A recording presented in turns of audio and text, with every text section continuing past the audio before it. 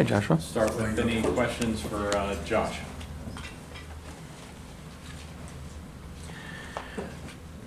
Joshua, this team has just really hit a trajectory upward. It continues to get better every game. It isn't continuing to make the same mistakes. As a captain, what is it that has had this team on that trajectory? I think the biggest thing is our consistency.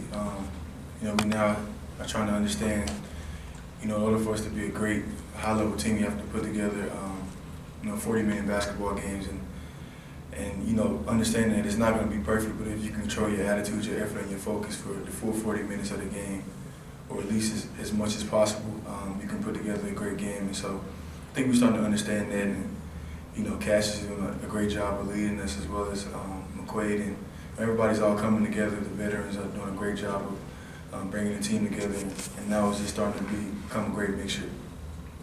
Josh, over here. I remember after you guys scrimmaged Gonzaga a few weeks ago, talking to some of you guys, you talked about how even though you didn't win those, it kind of showed you that we're not that far off of being a very good team. What did you take any? I guess what did you learn about your team even more over this past week and winning that tournament against all these teams? I just think we're starting to see how good we really can be. I think the biggest thing for us is to try to build off this tournament run and try to make that allow it to give us a bigger push and just get the positive things that we can from it, also get the things that we can learn from it, and just keep moving forward.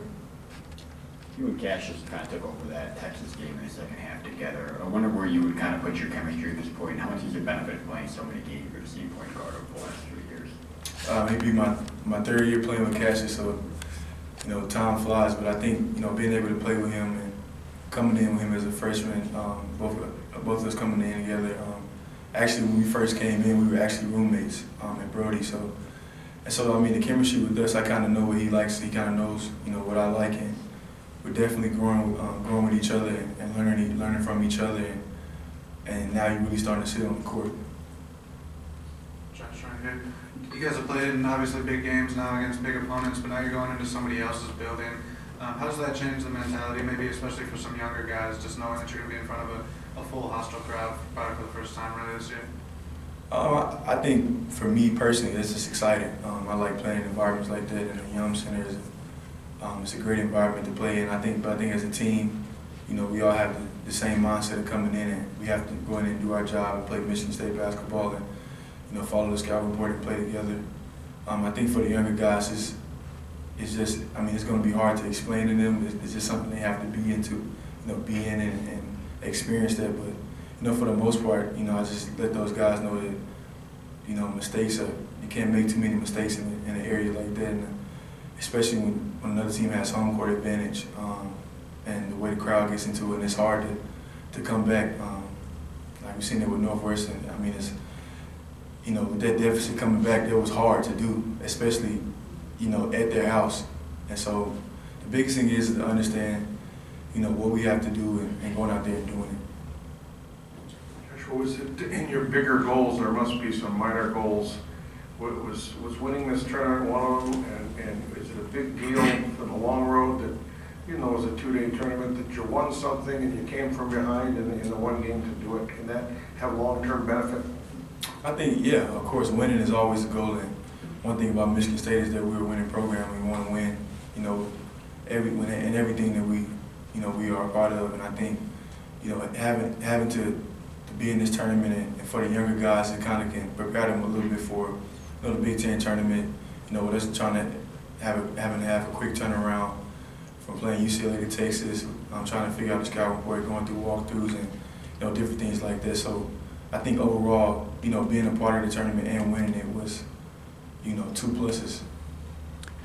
2 questions, Joshua, both of them about the freshmen. The first one is, when your class came in, you guys needed to be, most of you were starters at the beginning.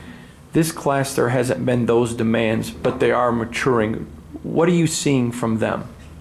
I'm seeing a lot of growth, especially from the first time when they got here. I think that's important, for them to know that and see that they are making improvements, because sometimes as a player, especially when you playing in college basketball, I feel like you get stuck into a point, and I think with us being the veterans, we have to make sure they don't hit that, you know, I mean, they kind of gonna hit the freshman wall, but the biggest thing is to try to make that curve smaller because we already been there. I think they've, you know, took major strides in, you know, the way they've been playing and the way they approach the game and the way they, you know, follow the scouting report and pay attention in practicing and walk through. So, I mean, that's great to see. And then you told me this summer with the freshmen, because there were so many, you wanted to teach all year. Were you able to explain to them in Vegas, this is how it's going to be like during the NCAA tournament with the quick turnarounds and the importance of that? Were you able to do any teaching? Oh yeah, most definitely. I think, I mean, not just me, but everybody was able to, you know, let these guys know that this is how it's pretty much going to be, maybe even harder. And so I think the biggest thing, you know, for them is to make sure that they just keep listening and keep, you know, being coachable, and then also keep, you know, understanding that every day they have to take advantage of it, because once we get in March and the Big Ten tournament and you know, even in Big Ten play, it's going to be an atmosphere that they've never experienced before. So, Josh, when we look at your numbers in terms of scoring production, there's a consistency that even through 5-6 games that we haven't really seen in the past. What has been the biggest key for you finding that consistency, and what do you think you still have to do in order to have that every single night? I just know that, you know, this year the way the team is, my role is changing. It's time for me to step up and be that, you know, a guy for my teammates to lean on, and, you know, as a captain, and then also as a player with a different role, you know, I have to take advantage of their role. And I think, you know, how to maintain that consistency is just, you know, stay locked in, and then also it's a mixture of, you know, preparation and understanding, you know, about the team that you're about to face, but also just always being locked in. And I think, you know, with the way my mindset is, it's not going to be hard for me to be consistent. I just have to maintain where I'm at, and it's going to be easier because I have great guys around me and I have a great coaching staff that's supporting me and, you know, always telling me, you know, positive things and always trying to make me, you know, become a better player. Do one last one here. Josh, I was curious, when was the last time you had a game like that Texas game where you're just kind of in the zone, and at least from my perspective, it seems like, you know, everything's going right for you.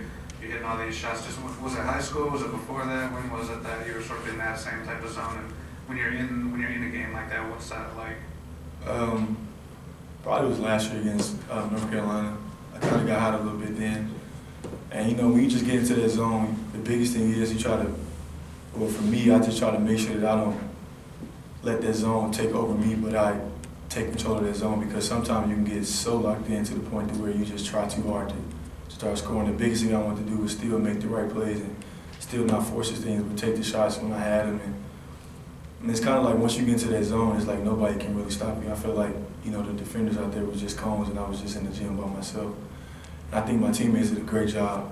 Well, I know they did a great job of finding me, and my coaches did a great job of calling plays for me and getting me open in the right spots, and, you know, everything just ended up working out. All right. Thanks, Josh. Thank you.